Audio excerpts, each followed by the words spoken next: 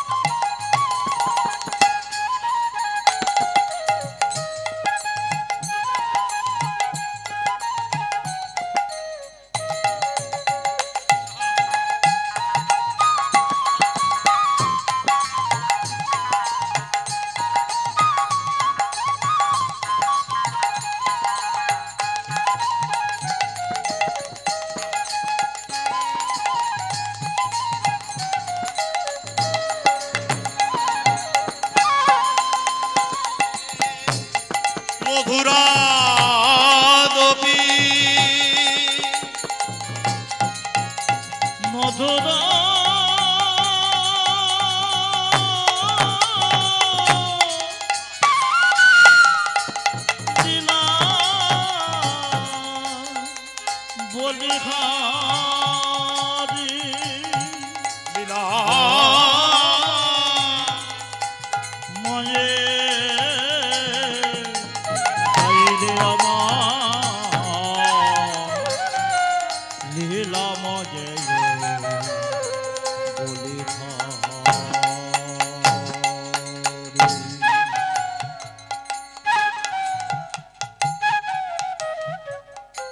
সমবেত কৃষ্ণ অনুরাগী ভক্তমণ্ডলী, ছোট্ট দুটো কথা বলবো। এখন ঘড়িতে সময় যা মধ্যাহ্ন সময়, আপনারা এই আমাদের শ্যামলবাবু নামার পর আমার গ্রামে একটা দুর্ঘটনার জন্য নারায়ণচন্দ্র রায়কে আমি কালকেরই যখন ঘটনা ঘটেছে গতকাল, তো আমি জানিয়ে দিয়েছি যে বাবু আগামী বৎসরের জন্য আপনি থাকুন, আমার গ্রামে একটা ঘটনা ঘটে গেছে। সেই জন্য শ্যামলকে প্রায় 11টা নাগাদ আপনাদের সম্মুখে উপস্থাপিত করা হয়েছে। পরে আছেন রাধাপদ ঘোষ, প্রায় সময় হয়ে গেছে। ওদিকে আমাদের প্রসাদ রন্ধন হয়ে গেছে। আপনারা অনুগ্রহ করে এই বৃন্দাবনের আমার মাধুকরী প্রসাদ সেবা নিয়ে মহারাজ পরীক্ষিতের আসন আপনারা পুনরায় গ্রহণ করবেন। আরো একটি বিষয়, বাজারের মুখ থেকে যে সমস্ত এই রাস্তায় যে যানবাহনগুলো যাতায়াত করছে, আমি বেলা 2টো থেকে রাত 2টো পর্যন্ত আপনাদের পায়ে ধরে অনুরোধ জানাই যেন আপনারা বুড়ো বাবার এপারে 55 তলা যে নামে যেভাবে পরিচিত, তার এপারে যেন যানবাহনগুলো না আসে। তাহলে আপনাদের কাছে অনুগ্রহ অনুনয়, আপনারা গিয়ে প্রসাদ সেবা নেবেন আমাদের শ্যামলবাবুর শেষ হওয়ার সাথে সাথে। যাই হোক, হরে কৃষ্ণ। তারপর থেকে যারা যারা আছেন সবাই সময় মতো আছেন। সুমনবাবু, এটা আপনাদের আশীর্বাদ বলতে পারেন। সুমনবাবু দুপুরে এসে প্রসাদ নিচ্ছেন আমাদের এদিকে। আপনারা আমি এনেছি সেটা আপনাদের আশীর্বাদে। তিনি দুপুরে প্রসাদ নেবেন, রাত্রে কীর্তন করবেন এবং রাত্রেও আমার বাড়িতে থাকবেন। গরিবের ভাঙা ঘরে একজন প্রফেসর, তো আমার গর্বে আমার বুকটা ভরে যাচ্ছে যে ওনার মতো একজন প্রফেসরকে, এবং কীর্তন যে একটা বড় সাহিত্য, সেই সাহিত্যের সম্রাটকে আমি আমার ওই কুড়ে ঘরের মধ্যে আমি আশ্রয় দিতে পারব। তো যাই হোক, আমার বক্তব্যের মধ্যে আপনারা ক্ষমা করবেন, কারণ এই সময়টুকু আমি নষ্ট করে ফেললাম, তার জন্য আপনাদের কাছে আমি ক্ষমা চাইছি। নিতাই গৌর প্রেমানন্দে।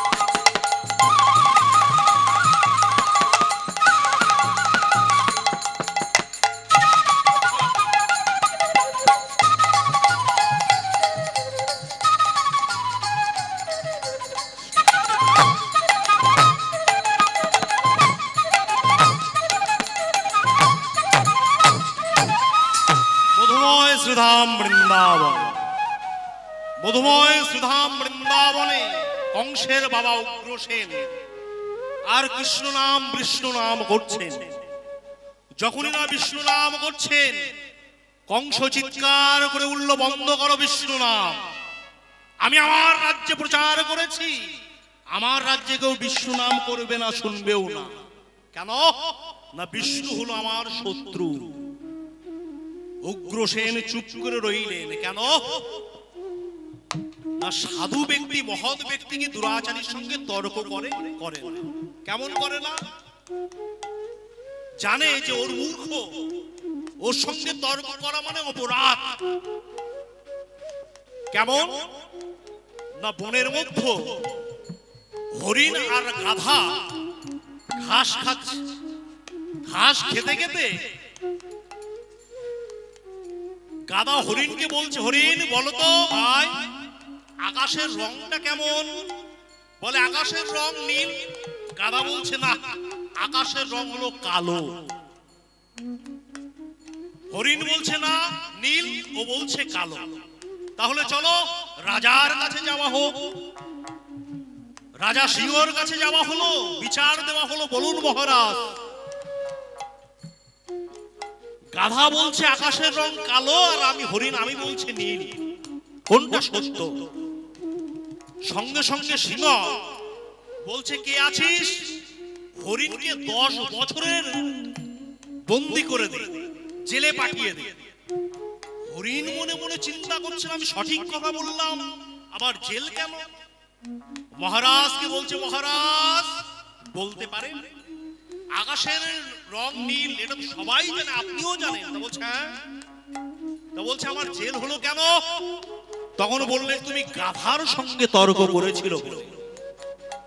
তুমি গাধার সঙ্গে তর্ক করেছিল, মূর্খের সঙ্গে তর্ক করেছো বলে তোমাকে 10 বছরের কারাগারে দেওয়া হলো। তাই মহৎ ব্যক্তি, সাধু ব্যক্তি, তারা বেশি কথা বলে না। না হলে বিদুর যখন অন্ধ ধৃতরাষ্ট্র দাদার কাছে গেল, গিয়ে বললো যে দাদা, তুমি দিন দিন কি অপরাধ কর্ম করছো, তোমার ছেলেদেরকে একটু শাসন করো। যেই না বলা, দুর্যোধন ছুটে এলেন রেড়ে করে। আমাদের খাবে, আবার আমাদের দোষ ধরতে এসেছো? এই কি আছিস, ঘাট ধাক্কা দে, বার করে দে। বিদুর বলেছিল আমার বার করতে হবে না, আমি নিজেই চলে যাচ্ছি। তা বিদুর তো বড় যোদ্ধা ছিল, কেন বলেননি যে কে আছিস বুকের পান আমার সঙ্গে যুদ্ধ কর? বিদুর মনে মনে ভেবেছিলেন, যারা যেমন ভাবে মানুষকে অপমান সূচক কথা বলছে, যেমন ভাবে অপমান করছে, পাপের আগুনে এরাই পুরে ধ্বংস হয়ে যাবে।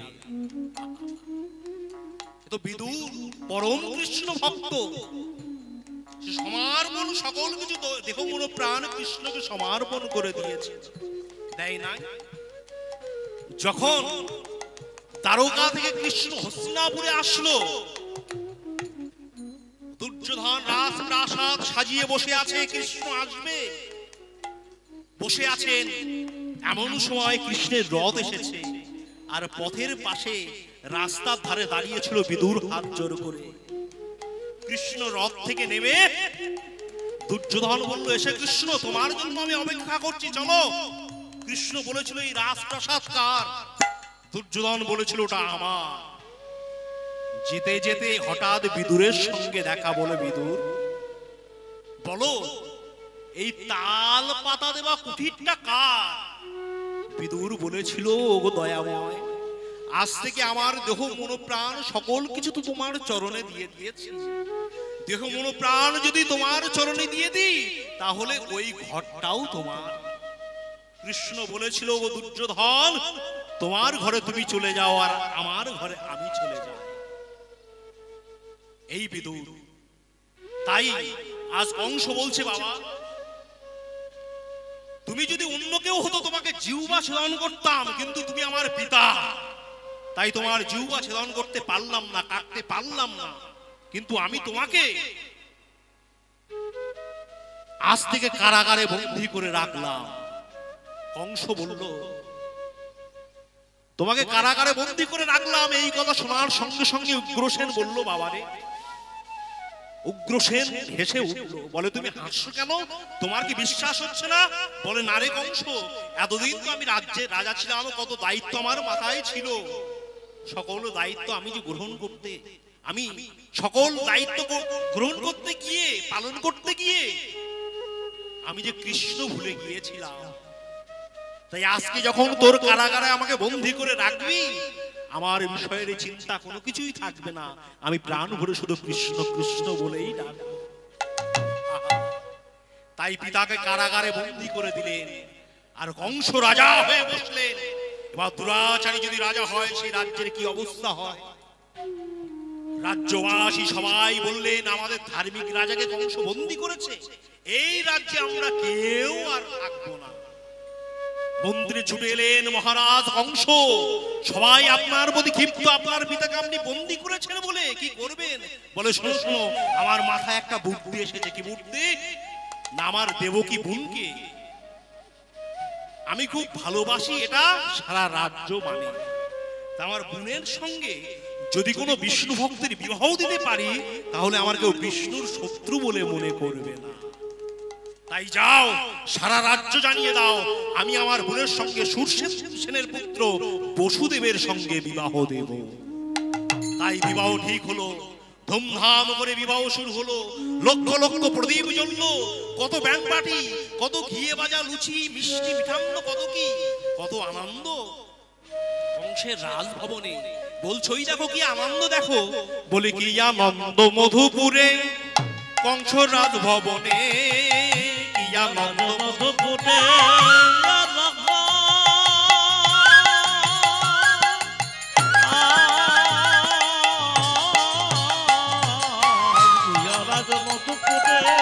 কংস রাজভবনে আনন্দে মগ্ন তারা জয়ধ্বনি করে, আনন্দে মগ্ন তারা জয়ধ্বনি করে, আনন্দে মগ্ন তারা জয়ধ্বনি করে, আনন্দে মগ্ন তারা জয়ধ্বনি করে, আনন্দে মগ্ন তারা জয়ধ্বনি করে। আনন্দ, কত আনন্দ, আনন্দের মধ্য দিয়ে চলেছেন। কিন্তু দাদা বোনের বিয়েতে কি দিয়েছে মা? 400 খানা হাতি দান করেছে। আর কি দিয়েছে? না, 10,000 ঘোড়া আর 1800 রথ, আর মেয়ের দেখভাল করবার জন্য 200 দাসী দিয়েছে। শুধু নয়, স্বর্ণ অলংকার পরা দাসী। কত আনন্দ, কি আনন্দ! আহা, মণি মুক্তা প্রবলাদি পরশ পাথর, মনে মুক্তা পরশ পাথর, মণি মুক্তা প্রবলাদি পরশ পাথর, মনে মুক্তা পরশ পাথর। তাহা দেখি বসুদেবের বিদগ্ধ অন্তর, দেখি বসুদেবের বিদগ্ধ অন্তর, তাহা দেখি বসুদেবের বিদগ্ধ অন্তর, তাহা দেখি বসুদেবের বিদগ্ধ অন্তর। আনন্দ আর ধরে না রে, আনন্দ আর ধরে না রে, আনন্দ আর ধরে না রে, আনন্দ আর ধরে না রে, বসুদেবের মন প্রাণে আনন্দ আর ধরে না রে। বসুদেবের মন নিতাই গৌর হরি হরি বলে, বসুদেবের মন প্রাণে হরি হরি হরি বল, বসুদেবের মন প্রাণে আনন্দ আর ধরে না রে, আনন্দ আর ধরে না রে। আগেকার দিনে একটা নিয়ম ছিল। কি নিয়ম মা? যে বোন যদি শ্বশুর বাড়িতে যায়, তাহলে দাদা তাকে রাখতে যায়। তাই কি করেছে মা? শোনো শোনো, কংস নিজে রথ করে, সোনার রথ করে চালিয়ে নিয়ে যাচ্ছে বোনকে। সারা রাজ্যবাসী দেখছে যে কংসকে নিয়ে, কংস নিজের বোনকে নিয়ে রথ চালিয়ে নিয়ে যাচ্ছেন। আজ ঘর ঘর করিয়া রথ ধাইয়া চলিল, ঘর ঘর করিয়া ঘর ঘর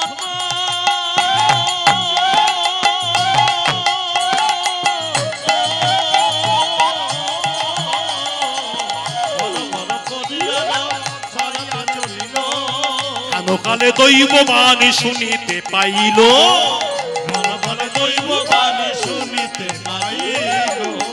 দৈব বাণী হলো, হঠাৎ দৈব বাণী হলো, হঠাৎ দৈব বাণী হলো, হঠাৎ দৈব বাণী হলো, কংস তাহা শুনতে পাইল, হঠাৎ দৈব বাণী হলো, কংস তাহা শুনতে পেল, বাণী শুনে কংস চমকে উঠলো, হঠাৎ দৈব বাণী হলো, বাণী শুনে কংস চমকে উঠলো, হঠাৎ দৈব বাণী হলো, হঠাৎ দৈব বাণী হলো, হঠাৎ দৈব বাণী হলো। কংস যখনই নিজের বোনকে নিয়ে চলেছেন, হঠাৎ দৈব বাণী হলে মূর্খ কংস, তুমি যাকে নিয়ে এগিয়ে যাচ্ছ জানো তার অষ্টম গর্ভ সন্তান তোমাকে কি করবে? কংস, তুমি যাহারে লইয়া আনন্দে মাতিয়া নগরে করিছ, তুমি যাহাতে লজিয়া আনন্দে মাতিছ, নগরে করিছ ভ্রমণ। তার অষ্টম গর্ভের সন্তান আসিয়া বধিবে তোমার জীব, অষ্টম গর্ভের সন্তান আসিয়া বধিবে তোমার জীবন। অষ্টম গর্ভের সন্তান আসিয়া বধিবে তোমার জীব, তারে অষ্টম গর্ভের সন্তান আসিয়া বধিবে তোমার জীবন। হে মূর্খ কংস, তুমি যাকে নিয়ে এগিয়ে চলেছ তার অষ্টম গর্ভের সন্তান তোমাকে হত্যা করবে। যেই না বলা মুহূর্তের মধ্যে স্তব হয়ে গেল শোভাযাত্রা। হায় হায়, ফল কংস না জানি কি করে তাড়াতাড়ি ঘোড়ার পিঠ থেকে নেমে ওই ছোট্ট মেয়ের চুলির মুঠোটা ধরে টানতে টানতে নিয়ে আসলো। তবে রে পাপিষ্ঠা, তোকে এত আদর করে নিয়ে যাচ্ছি আর তোর অষ্টম গর্ভের সন্তান আমাকে মারবে? মুহূর্তের মধ্যে ঝকঝক করে উঠল তরবার। বিপদে ভেঙে পড়তে নাই, যতক্ষণ বল আছে আর যতক্ষণ বুদ্ধি আছে বিপদের সম্মুখে হাঁটতে হয়। তা বসুদেব বুদ্ধিমান ব্যক্তি, তাড়াতাড়ি থেকে নেমে মুখে হাসি আসছে না, তাও হাসি টেনে বলছে, দাদা এমন একটা শুভ দিনে, এমন একটা শুভক্ষণে এগুলো আপনি কি করছেন? আপনার মেয়ের মতো ওকে ছেড়ে দিলেন না। দৈববাণী কি বললো তুমি শুনতে পেলে না? ওর অষ্টম গর্ভের সন্তান আমাকে হত্যা করবে। বলে, শোনো দাদা, মৃত্যু যদি কারোর কপালে লেখা থাকে সে হবেই হবে। কংস তো কোনো মতেই শুনবে না। বসুদেব বলছেন, শোনো দাদা, আমি তোমাকে কথা দিচ্ছি, এর গর্ভে যতগুলো সন্তান হবে, যেটার মধ্যে অভয় আছে সকল কিছু আমি তোমার হাতে তুলে দেব, আর যেটার মধ্যে অভয় আছে সেটা তুমি আমাকে দিয়ে দিও, ভয়গুলো তোমার হাতে তুলে দেব। কংসের তো মাথা গরম, কংস বুঝতে পারে না। আপনারা বলবেন যে বাবা, যিনি হবেন কংসের পিতা, তিনি কি না বললেন যে ভয়গুলো তোমার হাতে তুলে দেবো? তাহলে তো মিথ্যা কথা বললো, ভয়গুলো তো তুলে দেয়নি, ভয়টা তো বৃন্দাবনে রেখে এসেছিল। বলে মিথ্যা কথা বলা হলো? বলে মিথ্যা কথা বলে নাই। বসুদেব বলেছিল অভয়গুলো তোমার হাতে তুলে দেবো আর ভয়টাকে বৃন্দাবনে রেখে আসবো। কিন্তু কংসের তখন এমন মাথা গরম, কংস বুঝতে পারে না। তাই আর মা শাস্ত্রে বলছেন শ্রীমদ ভাগবতে যে আমাদের 5 জায়গায় মিথ্যা কথা বলা যায়, দোষ হয় না। 5 জায়গায়। কোথা থেকে জানা গেল না? যখন যেদিন বলি মহারাজ দান করলেন অশ্বমেধ যজ্ঞ, বলি মহারাজ দান করছেন, এমন সময় ভগবান ছোট্ট রূপ নিয়ে বামন অবতার হয়ে গেলেন বলির রাজসভা। বলি মহারাজের জয় হোক, জয় হোক, জয় হোক, জয় হোক। যেহেতু আগমন, আসুন, আসন গ্রহণ করুন। আপনি যে এসেছেন আমার যজ্ঞ পূর্ণ হলো, বলুন কি চাই? কন্যা কি চাই আপনার বলুন, স্বর্ণ কি দান চাই? সঙ্গে সঙ্গে বলি বলছেন, বলিকে বলছেন, বামনদেব যে মনে সন্তুষ্ট পাইনি, যে একটু পেলাম আর একটু পেলে ভালো হতো, বলে বলুন না আপনি কি লাগবে? বলে আমাকে যদি দিতে হয় ত্রিপাদ ভূমি দান করো আমাকে। বলি বললেন, আমি বলি মহারাজ, আপনি আমার কাছে ত্রিপাদ ভূমি দান চাইছেন? বলে না, ওই দিলেই আমার হবে, 3টি পা রাখতে পারি এমন জায়গা আমাকে দাও। ভগবান মনে মনে চিন্তা করছেন, বলি তুমি তো জানো না আমার পায়ের মাপটা কেমন, যাকে বলা হয় ফোল্ডিং পা, কোনো মাপও নাই কোম্পানিও নাই, একবার দিয়ে দেখো কি করি। বলি মহারাজ যখন দিতে যাবে শুক্রাচার্য ছুটি এলো, বলি দিও না দিও না, তোমার সর্বনাশ হয়ে যাবে, ও ভগবানের অবতার। বলি বলছে আমি যে কথা দিয়েছি, মিথ্যা কথা বলা হয়ে গেল তাহলে? বলে না না শোনো, প্রাণ সংশয়ে মিথ্যা কথা বলা যায়, মিথ্যা কথা 5 জায়গায় বলা যায়।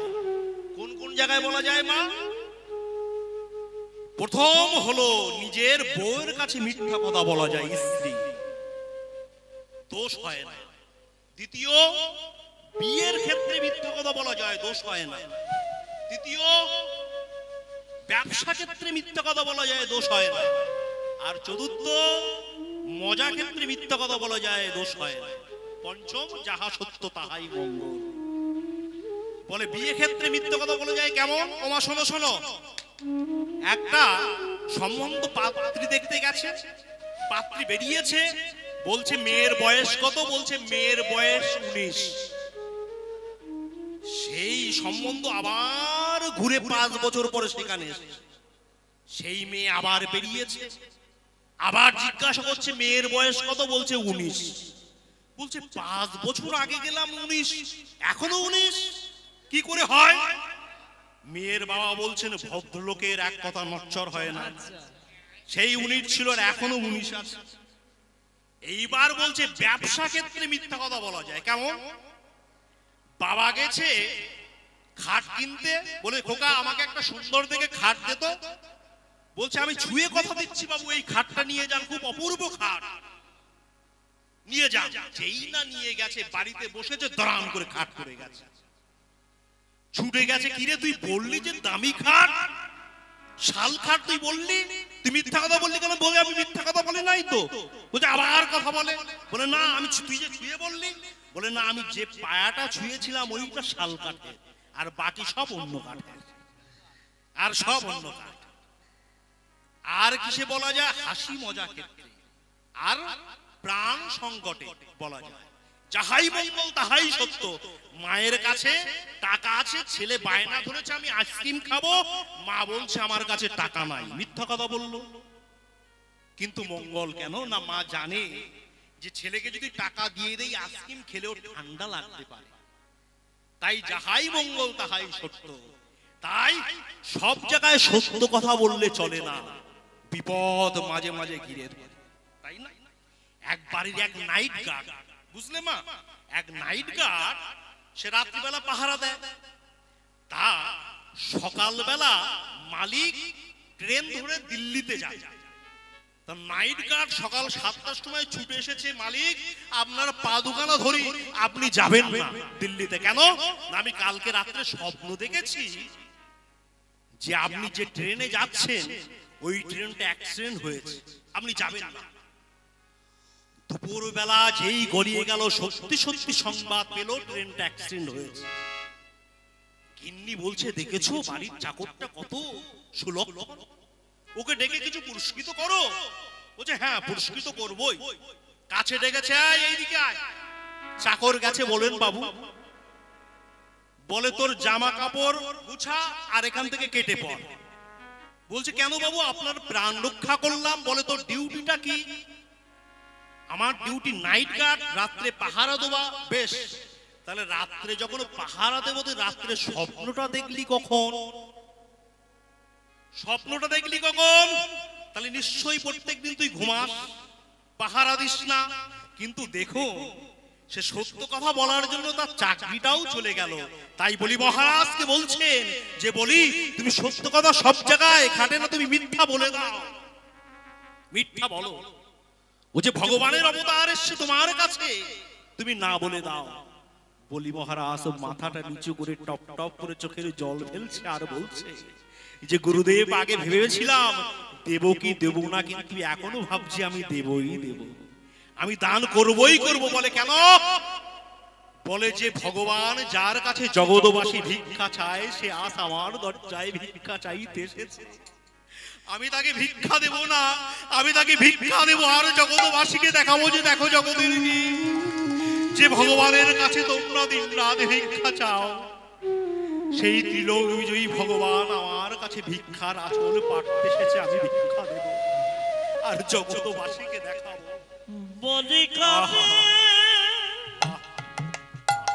ওগো দয়াময়,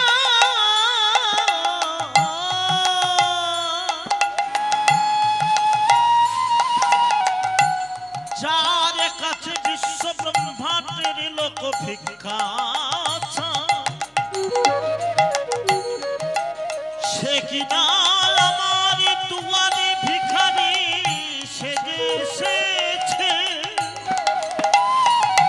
আমি তাদের ভিক্ষা না দিয়ে কি থাকিতে পারি? জায়গা ছেড়ে দাও, দাম দাও। এক পা গেল স্বর্গে, এক পা গেল মর্তে, দ্বিতীয় চরণ কোথায় দেব বলি? বলি বলছে আগে তোমার তৃতীয় চরণটা বার করো, আগে দর্শন করে নে। যেই না নাভি থেকে দ্বিতীয় চরণ বার হলো, বলি কোথায় রাখবো? বলি মহারাজ বলছেন আমার সকল কিছু তোমাকে দান করেছি, কিন্তু এই অসুর বলির মাথাটা তোমার চরণে দান করে দিলাম দয়াময়।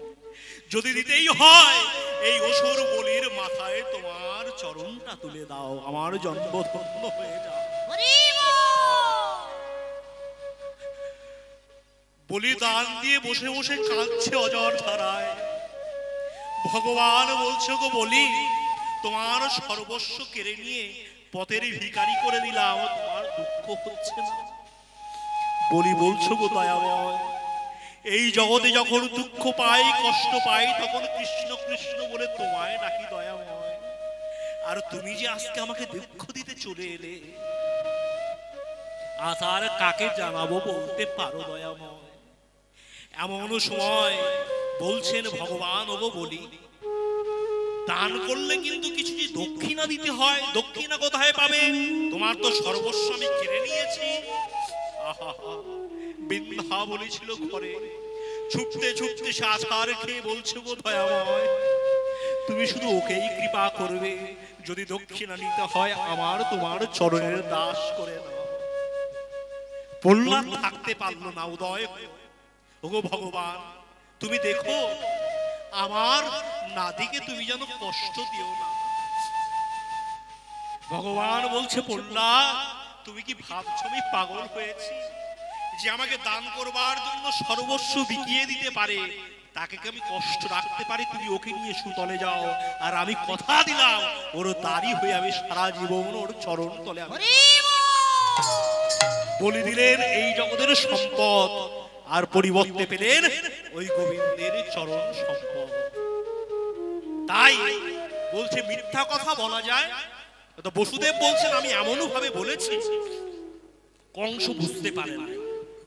এবার আপনারা বলতে পারেন যে বাবা বসুদেব যে বলল তুমি আমার 7টা সন্তানকে মেরো কিন্তু আমার স্ত্রীকে ছেড়ে দাও, তাহলে বসুদেব কি কামুক ছিলেন না স্ত্রী ভক্ত ছিলেন? বলে তা নয়, বসুদেব নিজে নিজে পরীক্ষা করে দেখেছিল যে 8ম সন্তান জেনে আসবে যে কংসকে হত্যা করবে সে ভগবান ছাড়া আর কেউ হতে পারে না।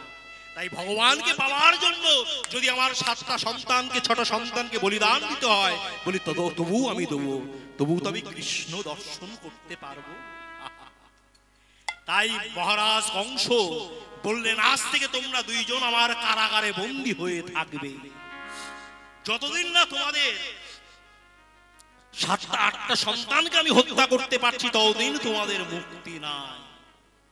তাই মহাজন বললেন, ভগবান বলছেন যে বসুদেব দেবকী যেমন মায়ার কারাগারে কংসের কারাগারে থেকে ভগবানকে ডেকে ডেকে পেয়েছে চোখের জল দিয়ে, তোমরাও যদি সংসার রূপ কারাগারে থেকে ভগবানকে ডাকতে পারো তোমরাও একদিন ভগবানকে পেয়ে যাবে।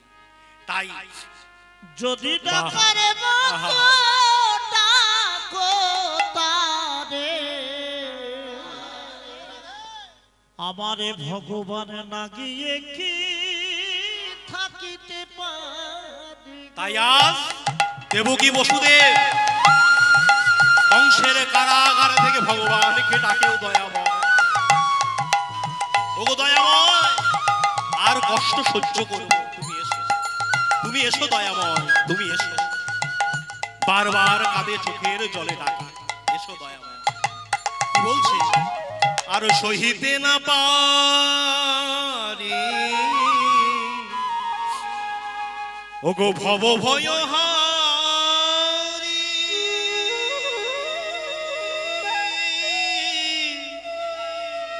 কৃপা করে এসো এ ধরা, তুমি কৃপা করে এসো এ ধরা।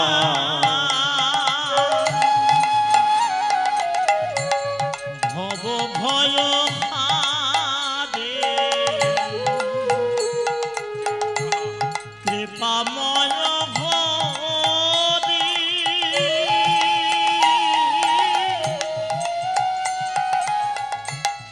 কৃপা করে এসো হে ধরা, তুমি কৃপা করে এসো এ ধরা। মায়ানো কারাগারে হাহাকারি করে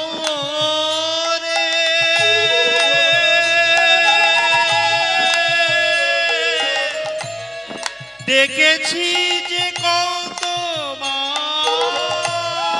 তব নাম ধরে, মায়ার কারাগারে হাহাকার করে দেখেছি যে কতবার তব নাম ধরে। তুমি যে ভগবান রাখো ভগতের মান, কৃপা করে এসো এ ধরা, কৃপা করে এসো এ ধরা। মুখং করতি বাচলং চলো অঙ্গুলং হায়তে গিরি, যদ কৃপাহি তমহং বন্দে পরমানন্দমাধবম।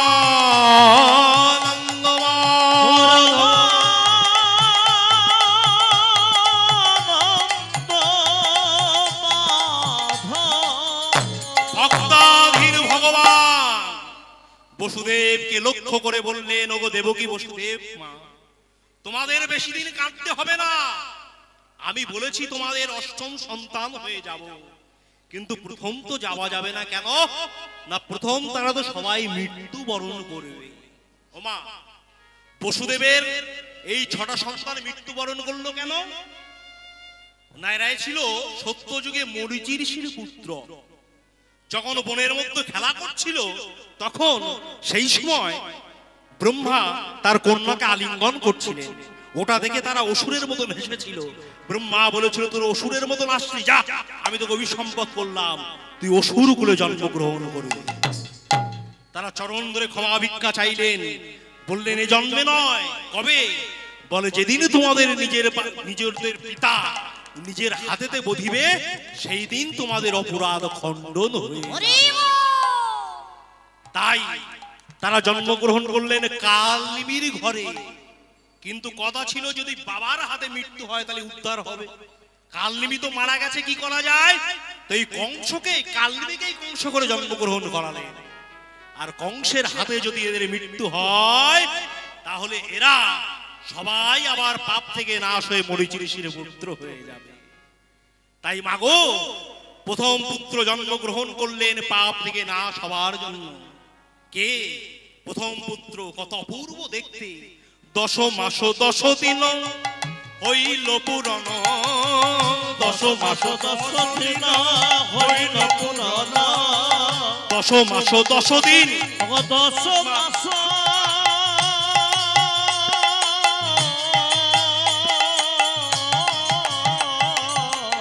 10 মাস 10 দিন হইল পুরা হেন কালে জন্ম কইল কীর্তিমা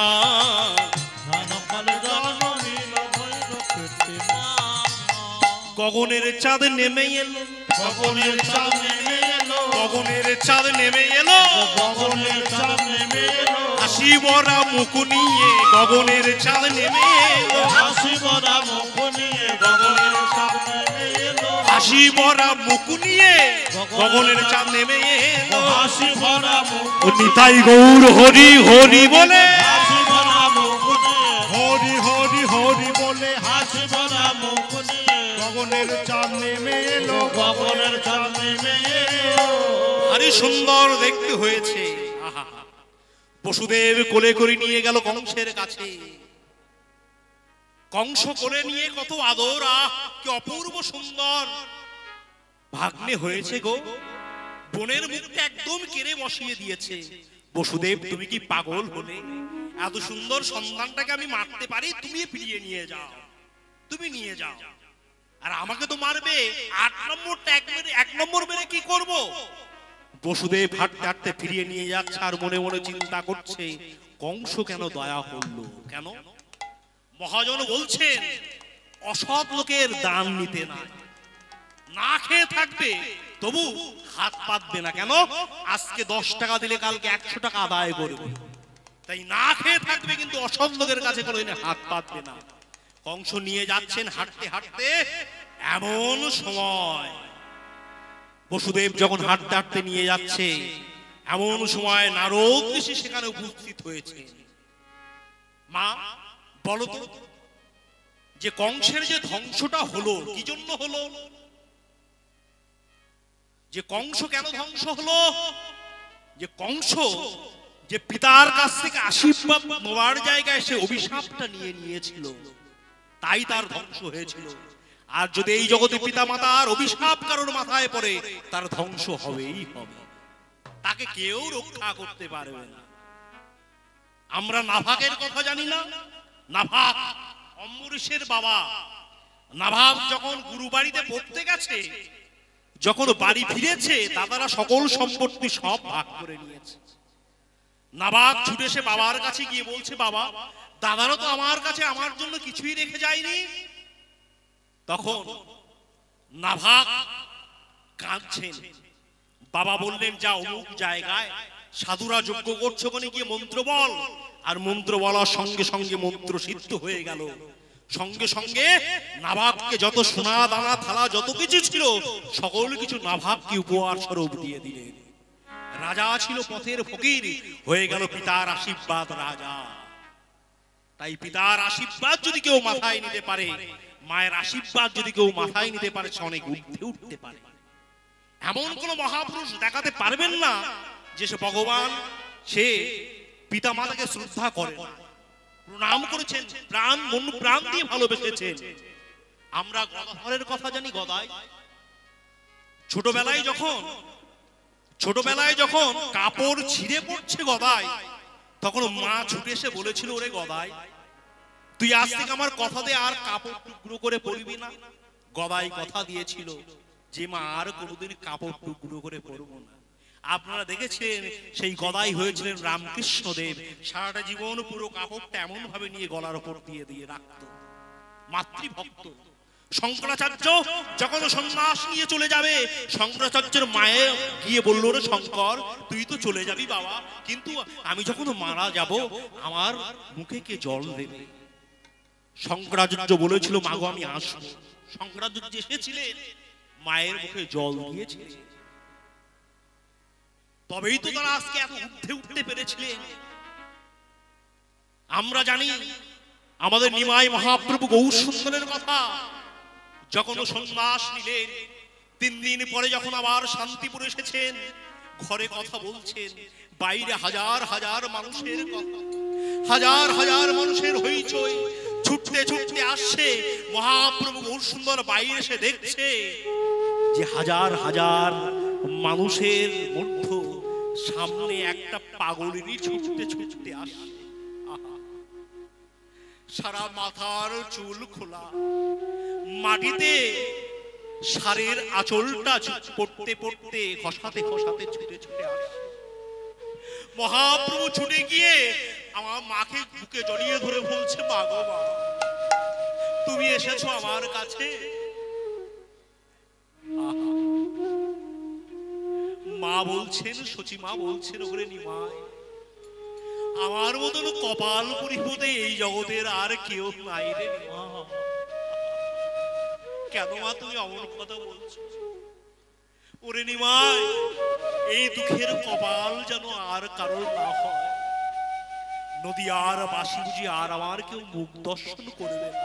কেন মা? সবাই বলবে ওই মুখপুরের মুখ দেখিস না, ওর এক একে সকল সন্তান চলে গেছে, মরে গেছে, ওর মুখ দেখাও পা। নিমাই মাকে জড়িয়ে ধরে কেঁদে উঠেছিল, মা তুমি অমন কথা বলো না। তুমি যদি বলো আজই সন্ন্যাস ধর্ম আমি ত্যাগ করবো, আমি যাব না, বলো তুমি বলো আমি কোথায় থাকবো? সচিমা বলেছিল তুই ওই জগন্নাথ ধামে থাক, পুরী ধামে লীলাচলে থাক। কেন না প্রত্যেক বছর বাংলা থেকে মানুষ যায় তোর খবরটা নিতে পারবে। তাই মহাপ্রভু গৌর সুন্দর লীলাচলে থাকতো, প্রত্যেক বছর মায়ের জন্য একটা করে এত মাকে ভালোবাসতো। আমাদের বিদ্যাসাগর কে মাকে ভালোবাসে নাই? সবাই বেঁচেছে। বিদ্যাসাগরের যখন চিঠি গেল, মা আদেশ করেছে তোমাকে আসতে হবে, ওই রাত্রে বেলায় দামোদর নদী সাপ দিয়ে বিদ্যাসাগর চলে এসেছিলেন মায়ের কাছে। এত মাকে ভালোবাসতেন, তবেই তো সে বিদ্যাসাগর হতে পেরেছিলেন। একদিন দেখেছিলেন যে তার মা শীতকালে উনুনে আগুন পড়ছে। বিদ্যাসাগর এসে বলেছিল, মা গো, তোমার যে শীতের বস্ত্র কিনে দিয়েছো না, তুমি পরো না, ব্যবহার করো না কেন? তুমি কেন খালি খালি কষ্ট পাও? বিদ্যাসাগরের মা বলেছিল, ওরে সাগর রে, ওই চাদরটা যখন আমি পড়তে যাই তখন গ্রামের কত দুঃখী মায়ের কথা আমার মনে পড়ে। ওই চাদরটা আমি আর পড়তে পারি না, তুই পারবি বাবা? গ্রামের প্রত্যেক দুঃখী মাকে একটা করে শীতের কম্বল কিনে দিতে। বিদ্যাসাগর সকলকে একটা করে শীতের কম্বল কিনে দিয়েছিল। এত ভালোবাসতো মাকে, তবেই তো তারা মহৎ হয়েছে। এই জগতের পিতামাতার আশীর্বাদ যার মাথায় থাকে সে অনেক ঊর্ধ্বে উঠে যায়, অনেক ঊর্ধ্বে। কিন্তু এই সংসারে যাদের জন্য পিতামাতা এত করলো, সেই পিতামাতাকে সেই সন্তানরা কোনো মূল্যায়ন করে না। এত কুকুরের মতন রক্ত বের করে সংসারটাকে সুন্দরভাবে সাজানো, কিন্তু পিতামাতার জায়গা হয় কোথায়? ওই বারান্দায়, উঠোনের পাশে। আমরা শাহজাহানের কথা জানি,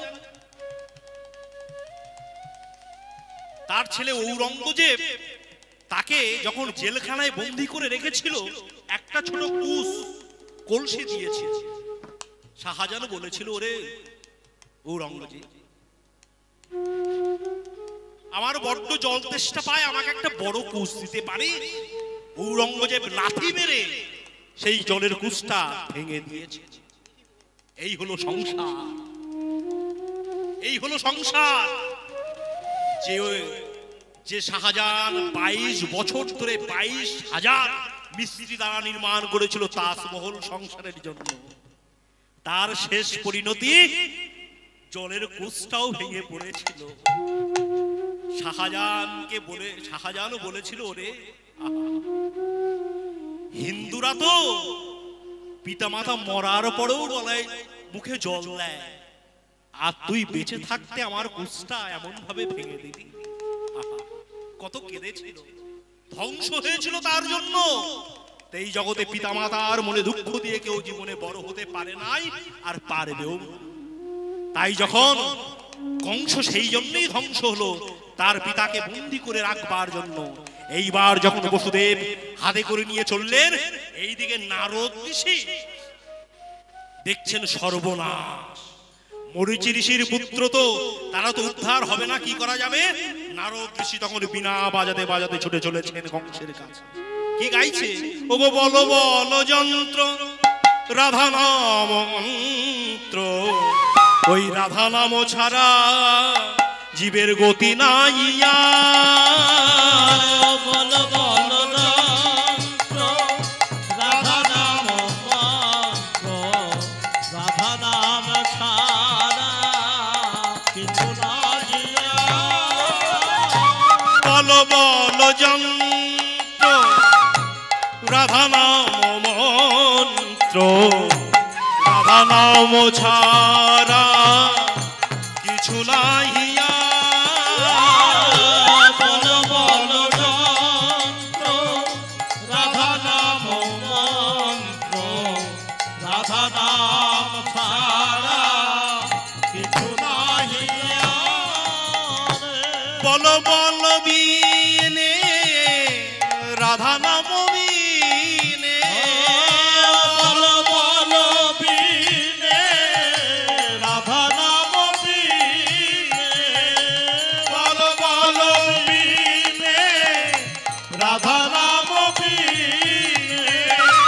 রাধা নাম ছাড়া কিছু নাই আর। বল বল যন্ত্র রাধা নাম মন্ত্র, রাধা নাম ছাড়া কিছু নাহি আর।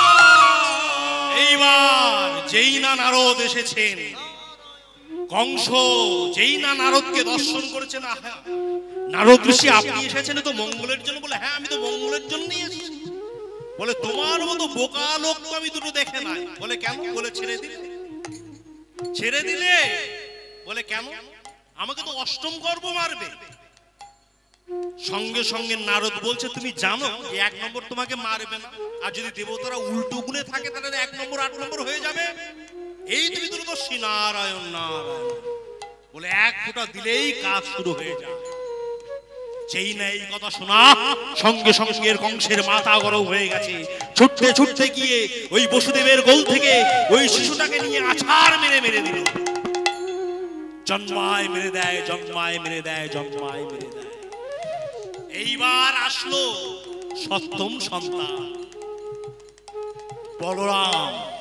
ভগবান আদেশ করলেন যোগমায়াকে যাও, যাও যোগমায়া, পৃথিবীতে গিয়ে ওই বলরাম দাদা বলরামকে ওই দেবকী গর্ভ থেকে রোহিণী গর্ভে পাঠিয়ে দাও।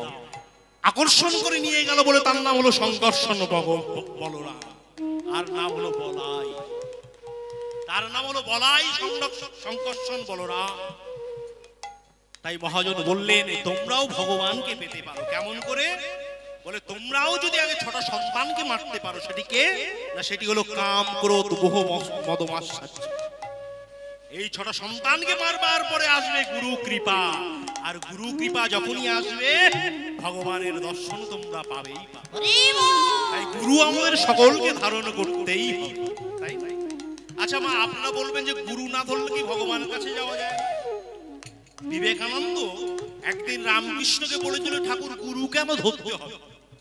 তখন রামকৃষ্ণ বলেছিল আরে বিলে ওই দেখ যে গঙ্গা থেকে স্টিমারটা যাচ্ছে, বলতো ওইটা যেতে চন্দননগরে যেতে কত সময় লাগবে? বলে 1 ঘন্টা লাগবে। বলে বেশ, এইবার বল ওর পিছনে যে ডিঙি নৌকাটা আছে ওটা যেতে কত সময় লাগবে? বলে 5 ঘন্টা লাগবে। বলে বেশ, এইবার বল বিলে ওই স্টিমারের পিছনে যদি ডিঙি নৌকা বেঁধে দেওয়া যায় তাহলে কত সময় লাগবে? বলে ঠাকুর এই জন্য লোকে তোমাকে পাগল বলে। তুমি জানো না স্টিমারের পিছনে ডিঙি নৌকা বেঁধে দিলে তার হাল বাবা পাল বাবা লাগে না, ওই স্টিমারের গতিতেই চলে যায়? বলে ওটা তো আমি বুঝি, কিন্তু তুই তো বুঝিস না। বলে কেন? না যেমন স্টিমারের পিছনে ডিঙি নৌকা বেঁধে দিলে তার হাল বাবা পাল বাবা লাগে না, স্টিমারের গতিতেই চলে যায়, ঠিক তদ্রূপ আমাদের দেহরূপ ডিঙি নৌকাটাকে যদি গুরুরূপ স্টিমারের পিছনে বেঁধে দেওয়া যায় তার হাল বাবা পাল বাবা লাগে না, শেষের দিনে নিতাই গৌর হরিবল বলে ভগবানের চরণ প্রান্তে চলে যায়। তাই গুরু আমাদের সকলকে ধারণ করতেই হবে। গুরু গুরু সকল পাপ নিয়ে নেয়, সকল পাপ হরণ করে নেয় গুরু। কেমন না? আমরা গিরিশ ঘোষের কথা জানি না মা, যে গিরিশ ঘোষ খুব মদ খেত। সেই গিরিশ ঘোষ একদিন ঠাকুরকে নেমন্তন্ন করেছিল যে ঠাকুর আমার মনে বড় বাসনা জেগেছে, তুমি একটা দিন আমার বাড়িতে একটু নিমন্ত্রণ পেতে আসবে। ঠাকুর বলেছিল গিরিশ আমি যাব, কথা দিলাম। গিরিশ রান্না বান্না করে বসে আছেন, ঠাকুর ঠাকুর করে চোখের জলে গিরিশের বুক ভেসে যায়। ঠাকুর হাঁটতে হাঁটতে গিয়ে বলছো রে গিরিশ, ঠাকুর তুমি এসো, তুই ডেকেছিস, আমি না আসলে থাকতে পারি বল। ঠাকুর বসো, বসতে দিয়েছে। ঠাকুরের সামনে কাঁসার থালায় এক থালা লুচি দিয়েছে আর আলুর দম দিয়েছে। ঠাকুর খেতে যাবে, তখন তখন গিরিশ বলছে ঠাকুর আমার একটা কথা রাখবে ঠাকুর। বল গিরিশ। বলে আমার বহুদিনের ইচ্ছা। কি ইচ্ছা? বলে পরে জন্মে তুমি আমার সন্তান হয়ে জন্ম নেবে। যেই নাই এমন কথা বলা, ঠাকুর রামকৃষ্ণ বলছে কি রে গিরিশ, তুই হোস গোয়ালা আর আমি হলাম ব্রাহ্মণ, আমি কিনা তোর ছেলে হব? তোর কি মাথা পাগল হয়েছে? আমি তোর ছেলে হব? গিরিশ বলছে কি বললে ঠাকুর, তুমি আমার ছেলে হবে না। তবে যে আমি বড় আশা বুক বেঁধে নিয়ে বসে আছি যে ঠাকুর পরে জন্মে আমার ছেলে হয়ে জন্মগ্রহণ করবে, হবে না। গিরিশ তুই হলে গোয়ালা, আমি হলো ব্রাহ্মণ, ছেলে হচ্ছে। যেই না এমন কথা বলা, গিরিশ বলছে যে আমার ছেলে হবে না সে আবার আমার বাড়িতে লুচি খেতে এসছে। ওরকম থেকে লুচি আমি তোমাকে আর খেতে দেব না। ঠাকুর রামকৃষ্ণ উঠে যাচ্ছে আর বলছে ওরে গিরিশ, আমার দুটো লুচি খেতে দিলি রে গিরিশ, আমার দুটো লুচি খেতে দে। ঠাকুর শিরে দিয়ে নেমে যায়, নামতে নামতে যায় আর বলে ওরে গিরিশ, আমার দুটো লুচি খেতে দিলি রে গিরিশ, আমার দুটো লুচি খেতে দে। গিরিশ মনে মনে ভাবছে দিয়েছে তাড়িয়ে বাউনগিরি দেখাচ্ছে, আমার ছেলে হবে না, আমি লুচি খাবো। কাঁসার থালাটা এগিয়ে নিয়েছে, ক্রমশ এগিয়ে নিয়েছে, নিয়ে এইবার এই বলে যেই না চলে গেলেন, ছোট্ট রূপ নিয়ে ভগবান এসেছেন দেবকীর কোলে। এইবার যেই না আমার বসুদেব যেই না মাথায় ধরলেন, মাথায় ধরা মাত্র সঙ্গে সঙ্গে যেই না ধরা মাত্র সকল শিকল থেকে মুক্তি হয়ে গেল, সকল বন্ধন থেকে মুক্তি হয়ে গেল। আর যেই না এক পা দুপা এক পা দুপা এক পা দুপা করতে করতে বাইরে এলেন, হঠাৎ দেখলেন ভীষণ ঝড়, ভীষণ বৃষ্টি। ওরে ঝড়ো ঝড়ো ঝড়ো বৃষ্টি পড়ে চমকে চেতন, বৃষ্টি পড়ে, আহা ঝড়ো ঝড়ো ঝড়ো বৃষ্টি পড়ে চমকে চেতন, তাহা দেখি বসুদেবের ভয়ে কাঁপে গা, তাহা দেখি বসুদেবের ভয়ে কাঁপে গা। বসুদেব সঙ্গে সঙ্গে এক পা দুপা করতে করতে নিয়ে চললেন, থমকে দাঁড়ালেন যমুনার তীরে। ওগো দয়াময়, এ কি তোমার বিচিত্র লীলা প্রভু? তুমি যাকে একবার কৃপা করো, ভেবে দেখো না সে তোমার কৃপা পাওয়ার যোগ্য কিনা। আমায় কৃপা করে তোমার পিতা করলে, কিন্তু পিতা হওয়ার কোনো যোগ্যতাই তো আমার নাই। পিতার কাজ হলো পুত্রকে রক্ষা করা, পুত্রকে পালন করা। আমি কি তোমায় রক্ষা করব? আমায় কি রক্ষা করে তার কোনো ঠিক নেই। তোমার ইচ্ছাতেই তোমাকে নন্দলায় নিয়ে চলেছি, কিন্তু উত্তাল তরঙ্গিনী যমুনা আমি কেমন করে পার হব? ভক্ত যখন হারিয়ে যায়, বিপদে পড়ে, ভগবান কৃপা করে ভক্তকে রক্ষা করেন। করে না? করে। কখন না যখন দ্রৌপদী বিবস্ত্র করা হচ্ছিল, সেই সবাই বলো তোমা কে না ছিল? দ্রোণাচার্য, ভীষ্ম, পঞ্চপাণ্ডব, রতি অতিরতি মহারথী সবাই ছিল, কিন্তু কেউ কিন্তু বিপদের মাঝে এগিয়ে আসে নাই, কেউ এগিয়ে আসে নাই। এক ভীমের গায়ে ছিল 10,000 হাতির শক্তি, মিথ্যা নয়। 10,000 হাতির শক্তি ছিল এক ভীমের গায়ে। কেন না ভীমের পেটে একটা অসুর বাস করত, তাই না? যখন বনপ্রদেশে ঘুরছে, তখন যুধিষ্ঠির একদিন কৃষ্ণকে বলেছিল, গো দয়াময় কৃষ্ণ, আমরা বনে বনে ঘুরে বেড়াই, সামান্য কিছু ফলমূল যা পাই সব ভীম খেয়ে নেয়, আমরা কিছু খেতে পারি না, তুমি একটা ব্যবস্থা করো। বলে বেশ, আমি করব ব্যবস্থা। ভীমকে পরের দিন কাছে ডেকে বলছে, ভীম দাদা তোমার একটা কথা শুনতে হবে। বলে কি? বলে সিংহাসন চাও? বলে হ্যাঁ চাই। তাহলে কি করতে হবে? বলে তোমাকে একাদশী ব্রত পালন করতে হবে। বলে তার মানে? বলে না খেয়ে থাকতে হবে। বলে তুমি কি পাগল হয়েছে কৃষ্ণ? আমি না খেয়ে থাকবো? আমি মন মন খাবার খাই, আমি কি করে না খেয়ে থাকবো? বলে যদি না খেয়ে না থাকতে পারো তাহলে সিংহাসন পাবে না সিংহাসন। ভীম রাজি হলেন, বললেন পরের দিন কিন্তু আমি এত এত খাবার খাবো। বললেন বেশ, তোমার সামনে এত এত খাবারই দেওয়া হবে। ভীম একাদশী করেছেন, পরের দিন ভীমের সামনে এত এত বড় বড় পাত্রে খাবার দেওয়া হয়েছে। ভীম এতটুকু খেয়ে উঠে চলে যাচ্ছে। যুধিষ্ঠির কৃষ্ণকে বলছে, গো দয়াময় কৃষ্ণ, ভীম কিছু খাচ্ছে না কেন, কি হয়েছে? বলে আজ থেকে ভীম আর বেশি খাবে না। কেন না, ভীমের পেটে একটা অসুর বাস করত, তার নাম হচ্ছে বিগ অসুর। তার জন্য ভীমকে বলা হতো বিগ উদর। সেই অসুরটা একদিন একাদশী করার ফলে ওই অসুরটার মৃত্যু হয়ে গেছে। তাই আজ থেকে ভীম আর বেশি খাবে না।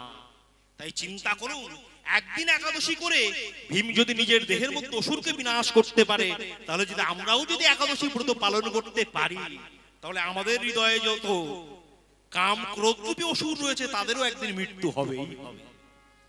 তাই দ্রৌপদী যখন সকলকে ডাকছেন কিন্তু কেউ কাছে আসছেন না।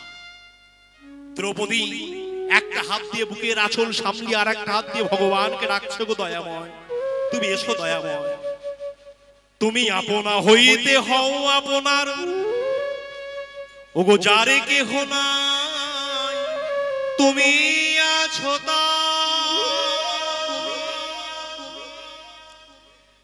এ কি সবই মিছে কথা,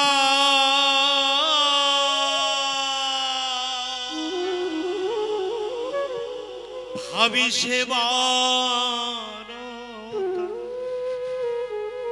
বড় বাজে প্রভু মরমে কেন বঞ্চিত হব চরণে, কেন বঞ্চিত হব চরণে।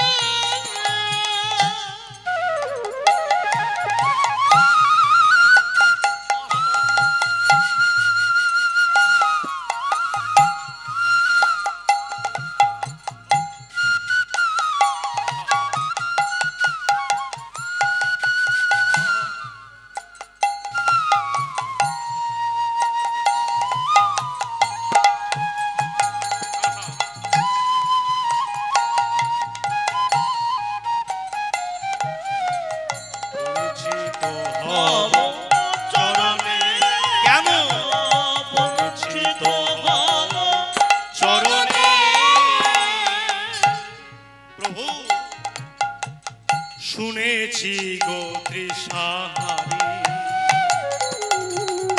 এনে দাও তারে প্রেম অমৃত, তৃষিত যে চাহে বাড়ি। আমি শুনেছি গো তৃষাহারি, এনে দাও তারে প্রেম অমৃত, তৃষিত যে চাহে বাড়ি। ওগো প্রভু শোনো না প্রভু, ওগো তাই যদি নাহি হবে তবে পাতকি তোরা আমার মতো পাপীকে আতরে তোলে না লবে। তাহি যদি নাহি হবে গো পাতকি তোরা আমার মতো পাপীকে আতরে তুলে না লবে। আমার মতো পাপী যদি পড়ে রইল, ওই পাপী উদ্ধার করার নৌকা তুমি কেন আনলে? তুমি ফিরিয়ে নিয়ে যাও।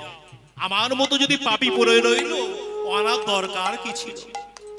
ভগবান বলছে তুমি তো আমার উপর দোষ দিয়েই খালাস দেখেছো, তোমার আগে কত ভক্ত এসে বসে আছে, এদের আগে তোমাকে পার করব। বলছো গো দয়াময়, তুমি শুধু আমার দেরিটাই দেখলে, আমার দেরি যে কেন হলো তা তো একবার জানবার চেষ্টা করলে না। বলে কেন? বলে তোমার নৌকায় আসতে যে কি হয়েছে জানো? বলে কি? ওয়ে মায়ার ধোলায় অন্ধ এসে দেখিব কি খেয়া বন্ধ। মায়ার ধুলায় অন্ধ এসে দেখিব কি খেয়া বন্ধ। মায়ার ধুলায় অন্ধ মায়া। এই সংসারে সকল জীব আমাদের মায়ায় বদ্ধ করে রেখেছে। আমরা এক পাও চলতে পারি না নিজের স্বাধীন মতো। কেমন? সারা জীবন মায়া আমাদের লোভ দেখায়, লোভ দেখে নিয়ে যাচ্ছে, কিন্তু কোনোদিনও আমরা তাকে খুঁজে পাচ্ছি না সুখ শান্তিকে সংসারের মধ্যে। কেমন? বলে এক ব্যবসায়ীকে একটা উট ছিল, মা উট। সেই উটটা এত অলস, সেই উট কোনোদিনও কোনো কাজ করতো না, সারি ঘুমায় আর খায়। তা ব্যবসায়ী গিন্নির কাছে গিয়ে বলছে, গিন্নি আমি ঠিক করেছি। বলে কি ঠিক করেছো? বলে আমার ওই অলস উটকে আমি বিক্রয় করে দেব। গিন্নি বলছে শোনো, তোমার উট যে অলস এটা সবাই জানে, লাস্টে 10 টাকার উট 2 টাকায় বেচতে হবে। তা কি করব? বলে এক কাজ করো, কালকে আমি তোমাকে একটা যন্ত্র তৈরি করে দেব, দেখো উট কেমন ছোটে।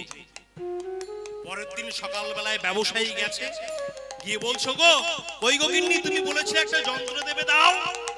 তা কি করেছে গিন্নি? এইদিকে একটা 10 হাত লম্বা লাঠি নিয়েছে, তাতে সুতো দিয়ে একটা মূলো বেঁধে দিয়েছে সামনে। মূলো বেঁধে দিয়ে কি বলছে, তুমি উঠের পিঠে ওঠো আর লাঠিটা এমন ভাবে ধরো যাতে মূলোটা উঠের ঠিক 1 হাত দূরে থাকে। উঠেছে, যেই না ধরেছে, উঠ দেখছে ও বাবা সর্বনাশ, একটু হাঁটলেই তো আমি পেয়ে যাব, একটু হাঁটলেই তো আমি মূলোটা পেয়ে যাব। এই বলে দৌড়াতে শুরু করেছে। দৌড়াতে দৌড়াতে দৌড়াতে দৌড়াতে সারা রাত সারা দিন দৌড়িয়ে যখন পরের দিন এসছে, গিন্নি বলে দিয়েছে ওই মূলোটা কিন্তু দেখানোর জন্য, খাওয়ানোর জন্য নয়।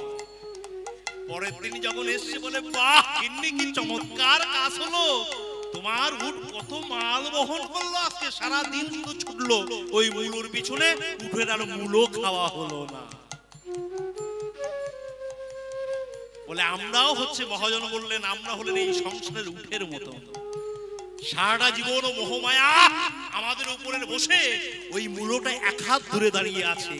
সংসারের একটু এগুলোই শান্তি, একটু এগুলোই সুখ পাবো, আনন্দ পাবো, কত কি পাবো, সারাটা জীবন ছুটে বেড়ালাম, মূলো আর আমাদের দ্বারা খাওয়া হলো না। সারাটা জীবন উটের মতন ছুটে বেড়ালাম। বলে কি করে মুক্তি পাবো? মহাজন বললেন মুক্তি তোমরা পেতে পারো। কেমন? যে উট মুক্তি কেমন ভাবে পাবো? বলে উট যদি একবার মাথাটাকে নিচু করতে পারে মহাজনের কাছে, যদি তোমরাও মহাজনের কাছে মাথাটা নত করতে পারো, তাহলে কি হবে দেখবে ওই উপর থেকে মহামায়া রূপ মায়া সামনে পড়ে যাবে, তোমরা মুক্তি হয়ে যাবে। নত হও। কোথায় নত হবে? সাধুগুরু বৈষ্ণবের চরণে নত হও। নত হলে কি করা হবে? বলে নেতা হতে পারে। নত হলে কেমন না, যখন কুরুক্ষেত্রে যুদ্ধ শুরু হবে, হওয়ার ঠিক আগে সবাই মাঠের মধ্যে প্রবেশ করেছেন, সকল সাজে সজ্জিত। যুধিষ্ঠির রথ থেকে পা নামিয়েছেন মাটিতে, নামিয়ে হাঁটতে হাঁটতে যাচ্ছেন কৌরব সৈন্যর দিকে। দুর্যোধন হো হো করে হেসে হেসে বলছেন, ও মামা শকুনি, ওই চেয়ে দেখো যুধিষ্ঠির যুদ্ধের আগেই হার মেনে নিয়েছে, ছুটতে ছুটতে আসছে আমাদের দিকে। শকুনি বলছে, আগে ধৈর্য ধর, দেখ কি করতে আসছে। যুধিষ্ঠির এসেছেন, এসে পিতামহ ভীষ্মের চরণের কাছে গিয়ে নতজানু হয়ে বসেছেন। বসে বলছেন, গো দাদু, আমি তোমার কাছে এসেছি কি মনে করে? শত্রুর দিকে চলে এসেছি যুধিষ্ঠির, বলে যুধিষ্ঠির বলছে, দাদু গো, এই যুদ্ধে কে জিতবে তা আমি জানি না, হয়তো আমারও মৃত্যু হতে পারে, কিন্তু আমি যখন মারা যাব আমার ক্ষতি নাই। কিন্তু মরে যাওয়ার আগে আমি যদি বৈষ্ণব সাধুগুরু বৈষ্ণবের মহতের চরণ ধুলি মাথায় নিয়ে মরতে পারি, তার মতন বড় চাওয়ার কি হতে পারে। যেই না এই কথা শোনা, সঙ্গে সঙ্গে বিশ্বদেব বলছে, বিজয়ী ভব, আমি তোকে আশীর্বাদ করলাম, বাবা তুই যা, দাদু ভাই তুই যা। গেছেন দ্রোণাচার্যর কাছে প্রণাম করেছেন, বিজয়ী ভব, শৈল বিজয়ী ভব। এইবার গেছে শকুনি মামার কাছে, হাঁটতে হাঁটতে গিয়ে শকুনি মামাকে যেই প্রণাম করা, শকুনি মামা দুটো হাত তুলে দিয়ে বলছেন, যুধিষ্ঠির যশস্বী ভব। যেই না বলা, সঙ্গে সঙ্গে দুর্যোধন কিরমির করে রেগে উঠেছে যে মামা তুমি আমার দিকে থাকো, আর ওকে তুমি যশস্বী ভব বললে। সঙ্গে সঙ্গে শকুনি বলছেন, ওরে দুর্যোধন তুই আমারও ভাগ, যুধিষ্ঠির আমারও ভাগ, আমার ভাগটা কিন্তু আপন নয় পর। কিন্তু বলতো, তুই আমাকে কোনোদিন আজ পর্যন্ত একটা প্রণাম করেছিস? প্রণাম করেছিস আজ পর্যন্ত? আর ওই যুধিষ্ঠিরকে চেয়ে দেখ, যাতে এত সর্বনাশ করেছি, যাদের ঘরে আগুন লাগিয়ে দিয়েছি, বনপ্রদেশে ঘুরে বেড়াচ্ছে, কত কষ্ট পেয়েছে তারা, কিন্তু যুদ্ধের আগে দেখ আমার কাছে আশীর্বাদ নিতে ছুটে এসছে। বলে আশীর্বাদ তো যখনই বেরোয়, কখন? বলে সামনে যদি কেউ নত হতে পারে, সামনে যদি কেউ নত হতে পারে, সামনে যদি কেউ নত হতে পারে। তাই সারাটা জীবন আমরা মায়ার লাথি খেয়ে যাচ্ছি। সেদিন কবে বুঝবো? যেদিন সংসারের অরিজিনাল মায়ার লাথিটা আমরা পাবো। কখন? না বিভীষণ যখন রাবণকে সৎ উপদেশ দিতে গেল, দাদা তুমি এটা করো না, রাজসভায় বিভীষণের বুকে লাথি মেরে তাড়িয়ে দিয়েছে। বিভীষণ বাইরে এসে দাদাকে প্রণাম করে যখন বিদায় নিচ্ছেন, দরবারি বলেছিল যে দাদা তোমার বুকে লাথি মারলো, তাকে তুমি প্রণাম করছো। তখনও বলেছিল বিভীষণ যে ওই লাঠির জন্য তো আজকে আমি রামের চরণ প্রান্তে যেতে পারছি, ওই সংসারের মায়ার লাঠি যতক্ষণ না পেতাম আমি তো রামের চরণে যেতে পারতাম।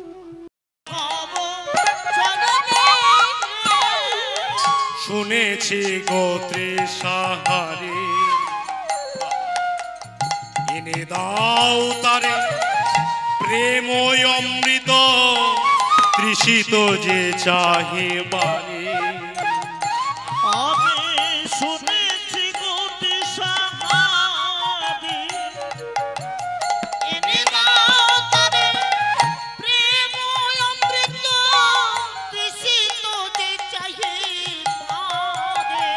তুমি আপনা হইতে হও আপনার, যার কেহ নাই তুমি আছো তার। আপনা হইতে হও আপনার, যার কেহ নাই তুমি আছো তার। সবই মিছে কথা ভাবি সেবার, সবই মিছে কথা ভাবি সেবার।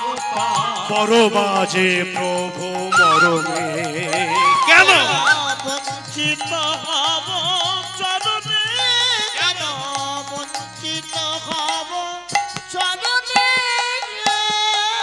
এইভাবে যখন আকুল হয়ে ডেকেছে ভগবান, দ্বারকায় বসে প্রসাদ পাচ্ছিলেন, যখনই গ্রাস মুখে দিতে গেলেন একটো ব্যাকটো পুরো চোখের জল পড়ছে।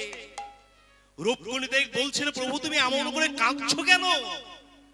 ভগবান বলছেন, ওগো রূপকুণী, এই জগতে যদি কোনো ভক্তের বিপদ হয় আমার নয়ন দিয়ে তো জল পড়বেই পড়বে। বলে কার বিপদ হয়েছে? বলে একবার দেখো, যেই নে স্পর্শ করেছেন অমনি দেখা দ্রৌপদী। বলে তুমি যাচ্ছ না কেন? বলে শোনো না রুক্মিণী, আমি যে বলেছি যে ভক্ত সংসারে থেকে দুটি বাহু তুলে দেহ মন প্রাণ আমাকে সমর্পণ না করা পর্যন্ত আমি তার কাছে যাই না। বলে দ্রৌপদী কি এখনো করেনি? বলে না, এখনো পর্যন্ত দেখো একটা বুকে হাত দিয়ে রেখেছে আর একটা হাত ধরে রেখেছে। সমর্পণ না করা পর্যন্ত আমি তো তার কাছে যেতে পারছি না। এই বলে যেই না দ্রৌপদী দেখছেন এই জগতের কেউ তো এগিয়ে আসছে না, সঙ্গে সঙ্গে দুটি হাত তুলে যেই না ভগবানকে ডেকেছেন, আর ভগবান হাজার হাজার বস্ত্র দিয়ে আমার দ্রৌপদীর লজ্জা নিবারণ করেছে। এই হলো ভক্তের ভগবান, এই হলো ভক্তের ভগবান। তাই যখনই বিপদে পড়েছেন ভগবান কাছে এসেছেন। কেন? ভগবান যদি সঙ্গে থাকে তার কোনো বিপদ ধরতে পারে না। কেমন না, কুরুক্ষেত্রের যুদ্ধে বিশ্ব বাণ ছুড়েছে, লেলিহান শিখা বিস্তার করতে করতে বাণ ছুটে যায়, কৌরব শিবিরে জয়ধ্বনি, জয় বিশ্বদেবের জয়। আর পাণ্ডব শিবিরে হাহাকার। কেন? আজই বোধহয় আমাদের অর্জুন মারা যাবে। মাঝখানে একজন স্ত্রীকে যুধিষ্ঠির দরবারি ছুটে গিয়ে বলছে, ওগো মহারাজ, যুধিষ্ঠির মহারাজ বিশ্ব বাণ ছুড়েছে, অর্জুন এখনই মারা যাবে। যুধিষ্ঠির মাথা নাড়িয়ে বলছেন, না না, আমার অর্জুনের কিছুই হবে না। বলে কেন? বিশ্ব বাণ ছুড়েছে। বলে হোক বিশ্বের বাণ। বলে কেন? বলে সঙ্গে যে তার গোবিন্দ আছে, এই জগতে সঙ্গে যার গোবিন্দ থাকে বিশ্বের বাণ তাকে কিছু করতে পারে না, কিছু করতে পারে না। এত ভালোবাসতে অর্জুন, নিজের ভক্তকে তিনি এত ভালোবাসেন। একদিন কুরুক্ষেত্রের যুদ্ধ চলাকালীন ভীম আর যুধিষ্ঠির দেখছে যে কৃষ্ণ তাঁবু থেকে বেরিয়ে হাঁটতে হাঁটতে কৌরব সৈন্যের দিকে চলে যাচ্ছে।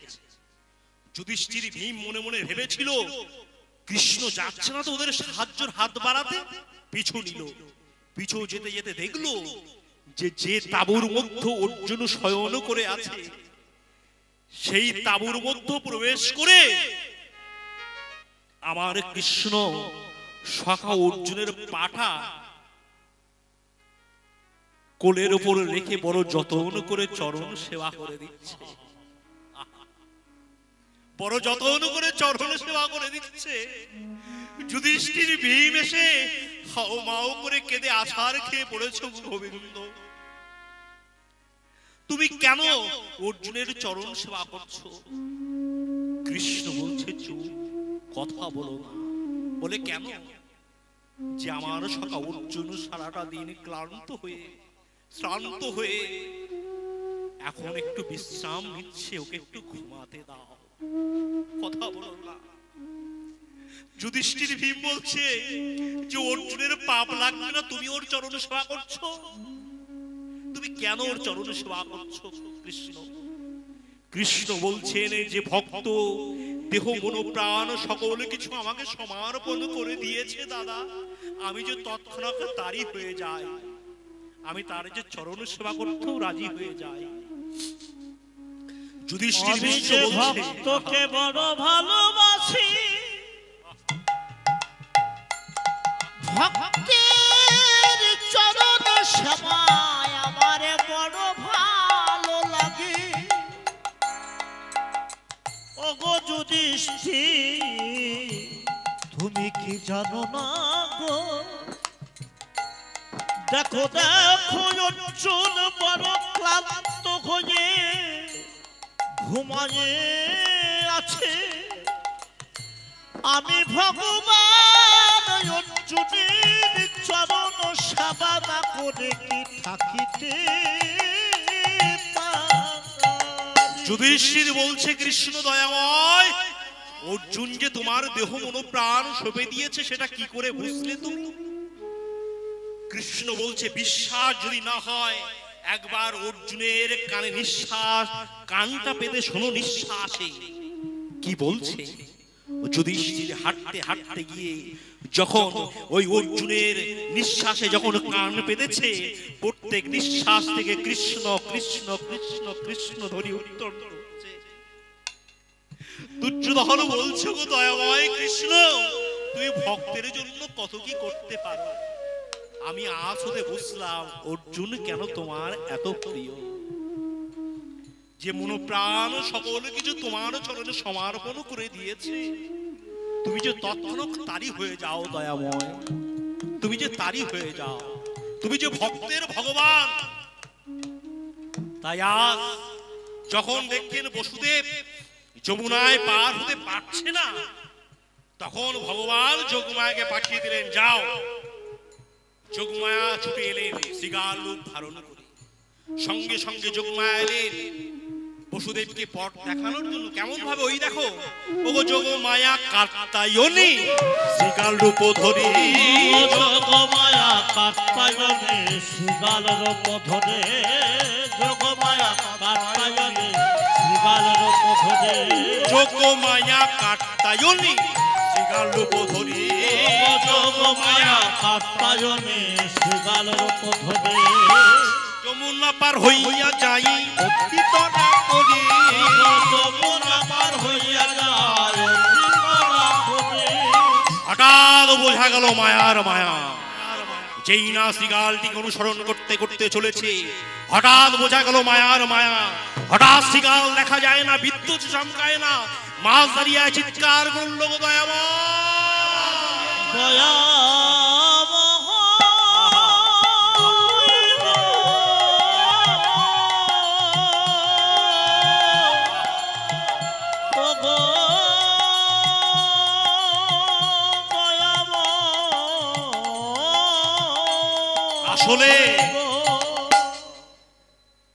আসলে ভগবানের ইচ্ছা ছাড়া তো একটি গাছের পাতাও নড়ে না।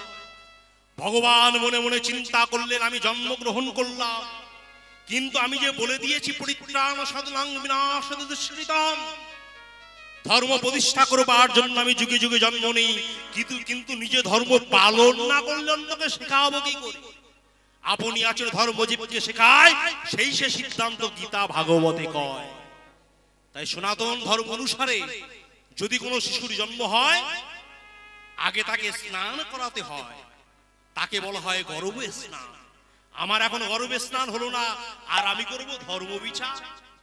এইভাবে যেই না হাত পা মোড়াতে মোড়াতে যেই না যমুনার জলে ঝাঁপ দিল, হাজার হাজার বছর পরে কৃষ্ণকে কাছে পেয়ে দুটি চরণ হৃদয়ে মাঝে ধরে উঠল, গো দয়াময়।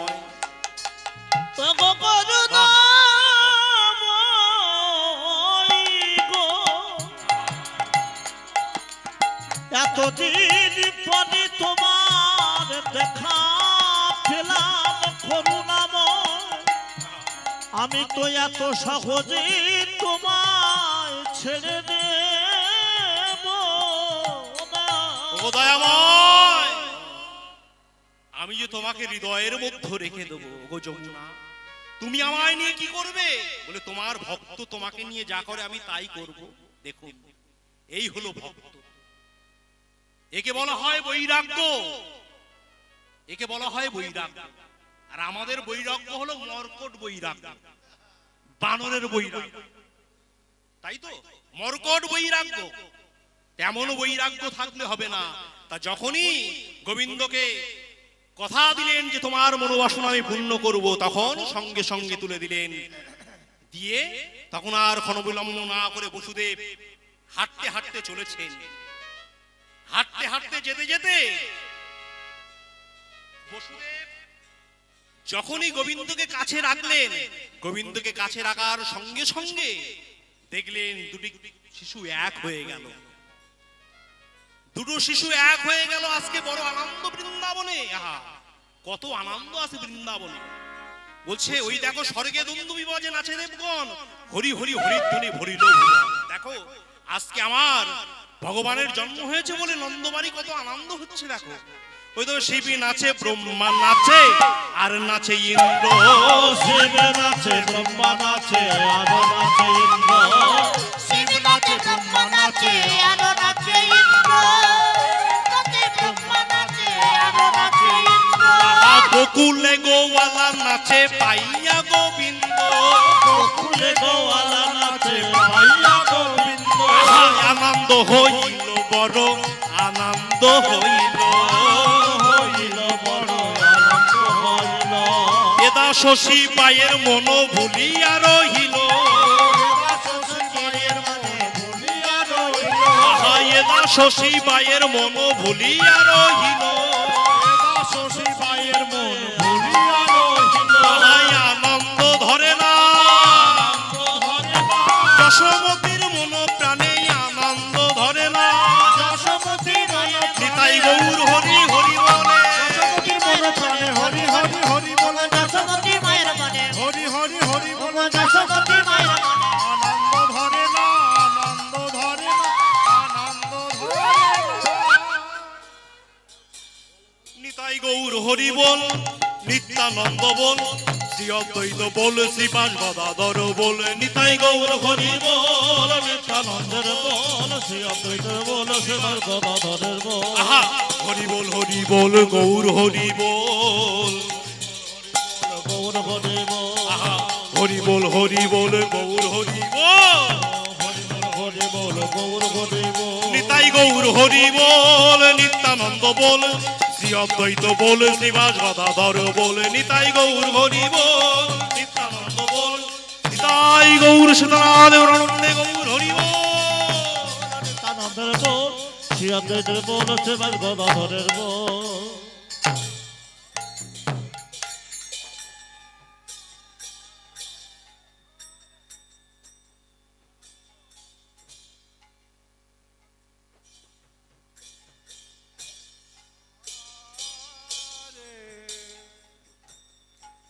হরে রাম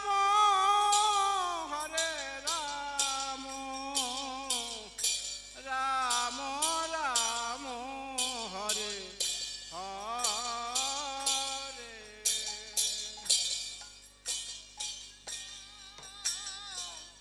হরে কৃষ্ণ কৃষ্ণ কৃষ্ণ হরে হরে হরে রাম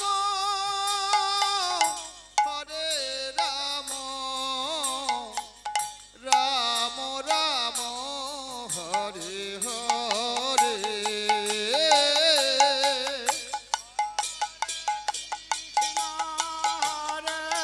কৃষ্ণ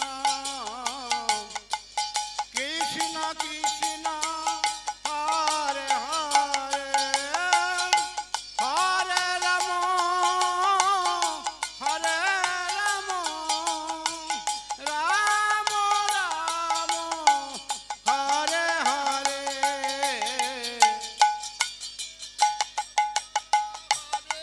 কৃষ্ণ কৃষ্ণ কৃষ্ণ হরে হরে হরে